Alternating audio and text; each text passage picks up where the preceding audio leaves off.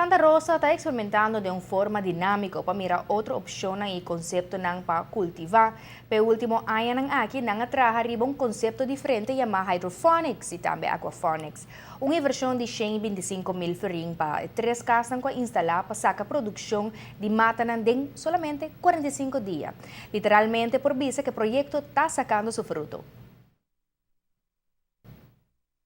Naturalmente para exponer, para mostrar na agricultura que tem diferente forma, não está promebiasa que agora assim, tem gente assim na Aruba acaba bastante tempo, mas está assim demonstrar que está factível, está possível, está assim ele com um tipo de lechuga, a intenção está com com mais tipo de lechuga e outro tipo também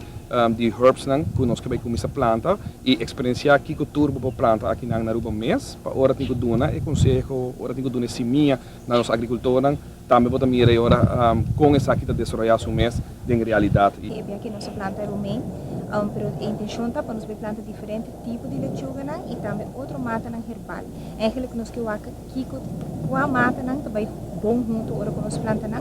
a parte desse aí nós temos outro projeto que nós vamos ministrar também, que eigenlijk é um que chama Dodge Bucket, que mina botar o mesmo sistema que sistema que a água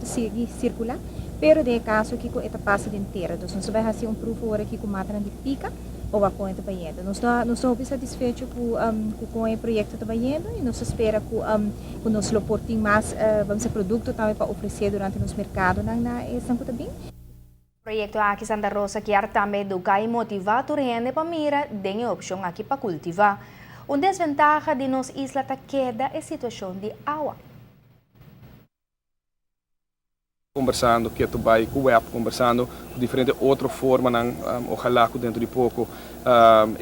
máquina que nós compra, mais com um ano e meio para acaba na Parquita em Bosco começa a funcionar, que aqui por ajuda, me média segura que tem e que Deus Todo-Poderoso começa a baixar de água para nos dar para conseguir na back para água e posto naturalmente por o nível necessário que tá põe que a água está usável também para nos criadores e para naturalmente ensinar que a agricultura na Aruba.